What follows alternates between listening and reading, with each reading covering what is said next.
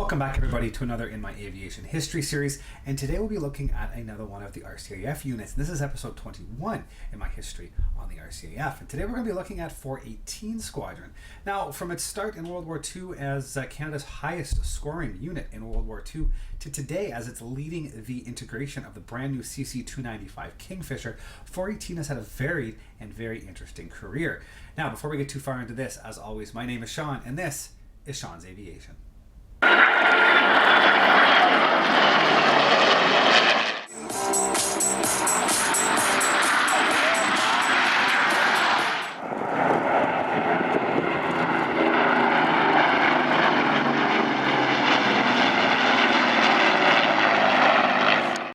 Now, as always, before we just jump into the video, I want to say thank you to everybody who is out there watching this video online. And for those of you who are enjoying what you're watching and haven't yet, down below, like, subscribe, hit that notification bell. The like and subscribe will allow the YouTube analytics to figure out who likes these channels and push this to other people like you and I who are interested in this. And the notification bell will allow you to know when I release new videos, normally 4, maybe sometimes 5 a month, depending on what I have going on. Now, if anybody wants to help out in a little bit more of a concrete way, by all means, down below you'll see a link to my coffee account. I keep saying I always have a coffee with me, and a lot of the times I don't actually have one. Today's in a perfect case. My coffee's sitting upstairs on the table with the kids, so at some point I'll go drink it. But I'm almost always got a coffee on the go at some point during the day, and by all means, if you'd like to help out, offset some of my costs, then down below, coffee account, buy me a coffee. Always appreciated, but please don't feel like I'm begging for money, because that is not what I'm doing. It's appreciated, but it's not mandatory. Now, on that note, let's get right into this. We will take a look at the history of 418 Squadron. 418 Squadron was formed on November 15th of 1941 as the RCAF's 14th unit formed overseas and the only night intruder unit. It was based at Debden, fell under the command of No. 11 Group, and was assigned the unit code TH. It received its first aircraft, Douglas Boston Mark IIIs, not long after, and began training up for missions. It flew its first mission, a bombing mission on March 27, 1942, against oil refineries near Ertveld, Belgium. The next night, March 28th, it flew its first intruder mission, flying patrols over a number of German airfields in France. Now, the night intruder mission was one that is more or less self-explanatory. They were flown by, usually, twin-engined aircraft equipped with radar, and was used to fly into enemy territory and disrupt the operation of, usually, German night fighters. They would circle near German airfields and attack the aircraft on takeoff or landing when they were most vulnerable, and in some cases, strafing the airfield itself. April 15th brought a move to Badwell Bay and 418's first confirmed victory, which was on April 26, 1942, when a Boston was credited with an unidentified aircraft damaged. Their first kill came on May 7th, when it shared a kill of an unidentified aircraft with a Hurricane from RAF-3 Squadron. Now, while the unit didn't move around as much as others, its operational tempo was relatively high, and the unit kept slogging it out over and over again over occupied continental Europe.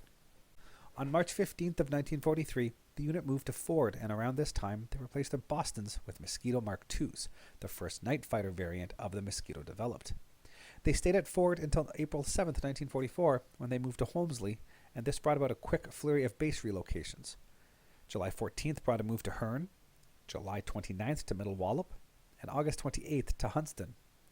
While at Holmesley, on June 6th, D-Day, 418 put on a maximum effort mission later in the day to ensure that Luftwaffe was unable to put any pressure on the beachhead during the night following the landing.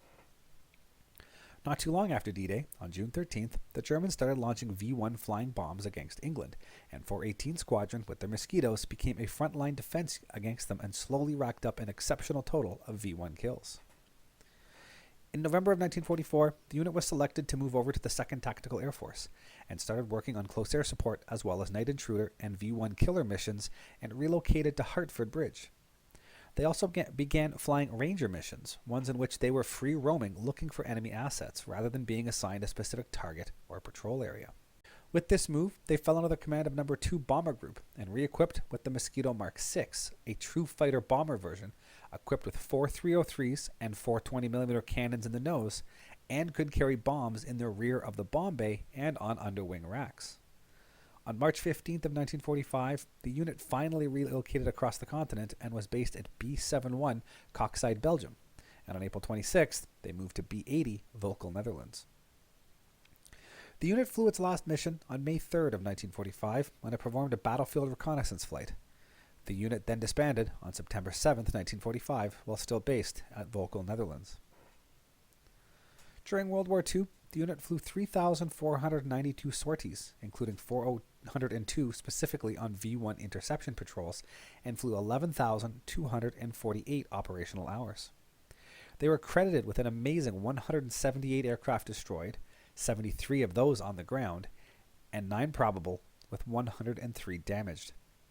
This was the highest number of kills for any RCAF unit during World War II, and it was credited with 76 V-1s destroyed over water and 7 over England. As an aside, in a push to stop the V-1s from reaching the coast, a V-1 destroyed over water counted as a full kill, while over England it only counted as a half kill. It dropped 56 tons of bombs and was credited with 17 locomotives destroyed and 59 damaged, 52 rail cars destroyed, and 200 motor vehicles destroyed.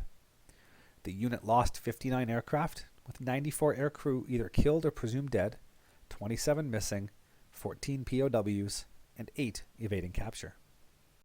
418 was reformed in the post-war years on April 15th of 1946 at the Edmonton Airport as an auxiliary squadron and was assigned the squadron code AU. Their first aircraft were Harvard Mark IIs, which they didn't get till October of 1946.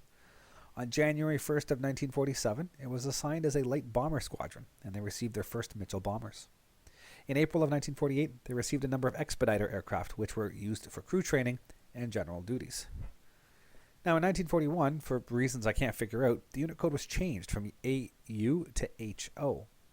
Now, by January of 1953, the unit retired their Harvards, and on October 1st of 1955, the unit relocated to Namao. In August of 1956, they received a number of Silver Star jet trainers, and in March of 1958, the unit was redesignated as a light transport unit with emergency rescue roles. They gave up their Mitchells that month, and the Silver Stars moved on in May, leaving them with just the Expediters. In October of 1960, the unit started receiving the new de Havilland Otter, and they retired the Expediter in November of 1966. In February of 1968, with the unification of the forces, the unit retired the Otter and started flying the CC-138 Twin Otter and continued to fulfill the light transport and minor SAR duties around Canada's northern tundra, still being based at Namao. In 1994, Namao was handed over to the Land Forces Command, and 418 Squadron was disbanded, with its aircraft and personnel being absorbed by 440 Squadron based in Yellowknife.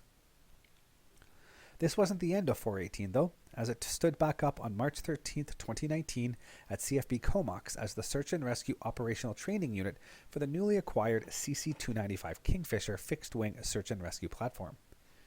The unit trains new pilots, crews, and maintenance personnel on the aircraft and ensures that new technology and procedures are properly integrated into the force. So today, 418 Squadron is on the leading edge of the integration of the new fixed-wing search and rescue aircraft, the CC-295 Kingfisher, as I mentioned. Now, with these new aircraft coming into use and the RCAF refreshing a lot of their fleets, it's nice to see some of these older squadrons with a lot of RCAF history that are disbanded being reactivated and taking part in this new integration of new fighter units. And it just allows us to keep the history of these units alive and fresh, and keeps people engaged with these RCAF units, especially those who have connections to those older units that are now, once again, back up and running. Now, on that note, thank you everybody for watching. I want to wrap it up here. We will see you all next time. Thank you for watching, guys, and as always, if you are interested in any of the content you see, you can access my website at www.seans-aviation.com. You can see all the latest pictures of aircraft and museums and the build logs of all of my current models and past models on that site.